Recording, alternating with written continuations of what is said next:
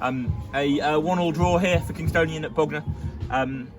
Hayden, it's never an easy place to come and win here, but it feels like 2 points dropped rather than a point gain, doesn't it? It feels like the story of the season, I think, if I'm honest, whereby the team have played very well. They've played some great football. We've played a tough opponent away from home, but we should have won. And you can't win games of this profile if you come off the pitch and you can think of a dozen really good goal-scoring opportunities.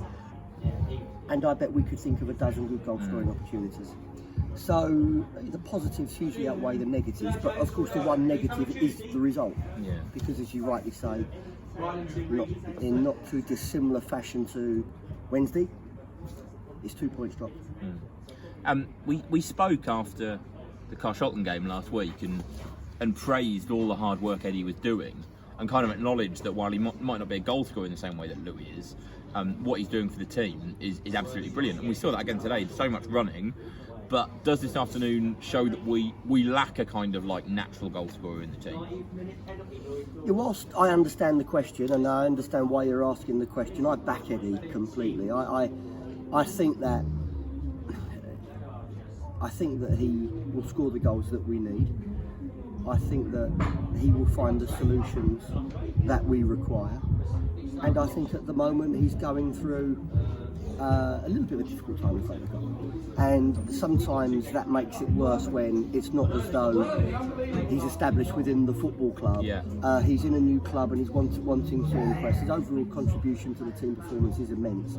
But if we were to look at the start of the season, and I would bow to your better judgment on this, to how many goals Louis got at the start of the season. He probably started a little slowly, and the reason I compare Louis to Eddie is like all goal scorers. You score the first one, you become a little less anxious in front of goal, and suddenly you don't look back. I feel pretty confident that will be the case.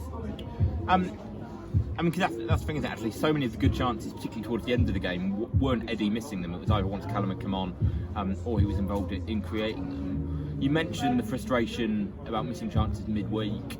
You know, we can point to other games this season where it's been missed chances that have been the difference. Do you put that down to anything other than luck? Well, I don't think you can put it down to luck. I don't think you can put it down to luck, because if it's a one-off, if we were talking about that for the first time today, you would say, hugely unlucky. But I'm too scared to look at the statistics to see how many points we've dropped as a result of games like this. Yeah. And I bet it wouldn't be far off 20 points. Now, okay, in the first season there is a bigger picture, but let me tell you, if this was next season, I'd be sitting here bald. I'd be absolutely tearing my hair out, because it can't happen, and it can't continue to happen. But, you know, I believe in the work, I believe in the players, and I believe we've got such a good group that are taking us forward that we will find the solutions within the group. The other similarity that struck me from Wednesday's game is it felt like, again, after about 60 minutes, we seemed to lose a bit of our flow. You know, we've been on top, comfortably the better team for the first hour. After that, we seemed to lose control. The passing wasn't as crisp, and they've been coming more and more into the game before they equalised. Now, after that, we were well on top afterwards and should have got a winner. But does that concern you that pattern's kind of repeated for the second game? A little bit, even though I understand it more today, because we're away from home at one of the top sides and one of the most difficult places to come.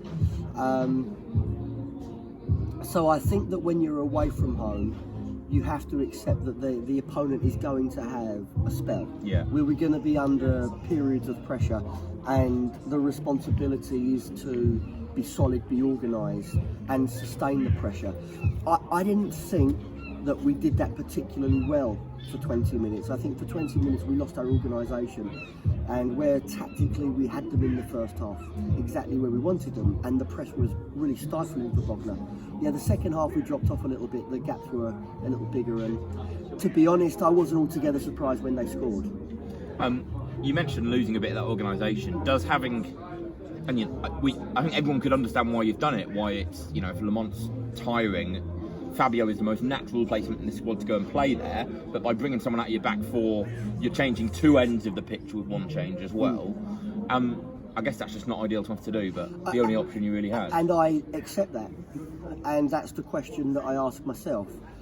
But from my perspective, you have to make a decision. Aaron is going to be really good, and I like him, and he's shown glimpses of real promise.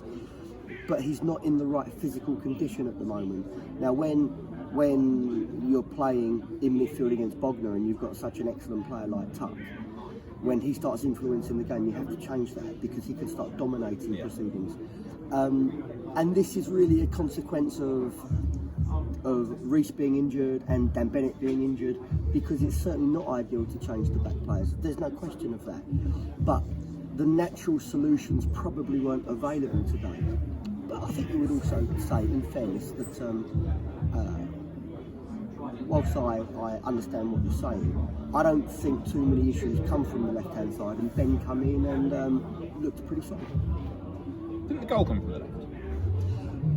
I don't think the goal wasn't a consequence of Ben, though, was it? The goal. I'm at the other end. Yeah, you tell me. The goal was a consequence of. I mean, both our centre backs are up there from a free kick, right? Well, there we go. So that's exactly what I'm saying. In the first half, when the ball was in transition, we were set up very well to if we didn't win the first ball, to then win the second ball and keep them on the back foot. The pitch was too stretched, and even though that they may have scored down Ben's side, it was a consequence of us not being right ahead of that. You mentioned Reece and Dan being out, and we talked midweek about there being limitations on the squad and not wanting the kind of revolving door that we've seen previously here last season. Yeah. But has there been any thought to even just a loan for a month or something like that to kind of it felt like there weren't loads of options in the squad today, to the extent that it had to be the left back going into number 10. Yep.